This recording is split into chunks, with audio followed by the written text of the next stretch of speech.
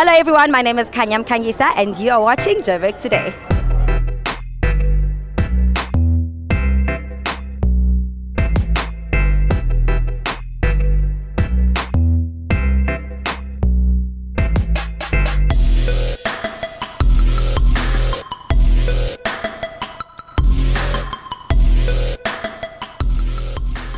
It's not just cameras that Kameraz offers when you walk into their Rosebank Mall shop, but a coffee experience with a view.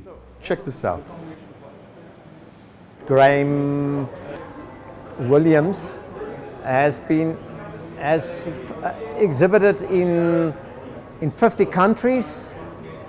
All of his work is in the Smithsonian, and some of his, so the body of work that he's got here is bits and pieces that he has put together over the years.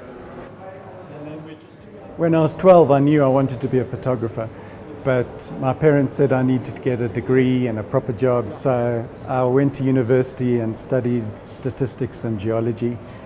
But yeah, after I was finished, I left and I started at the lowest of the low, which was a property photographer. And basically all you have to do is get the pool, the house, the tree, and then you've got a very good shot. But what was fantastic about it, it gave me an opportunity to have access to film in those days. And slowly I kind of just taught myself mainly by mistake.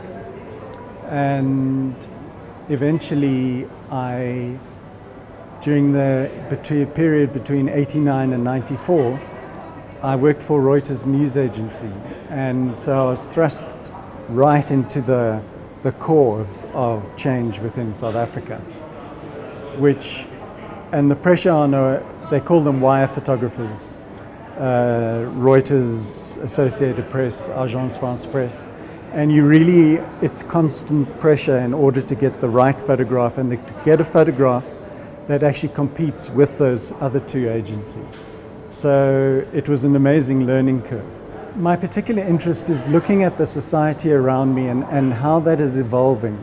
As the South African society has gone from the brutality and harshness of apartheid, but we had that brief patch when Mandela was president where we really were hopeful that everything could come right, and then through things like corruption and economic mismanagement, we just haven't been able to rise above a certain level and also to integrate in a cohesive level. So we're having all these complex social issues that are coming up all the time. And for me, that's what's so interesting, finding a particular aspect about our society and then delving into it in a real comprehensive and complex way.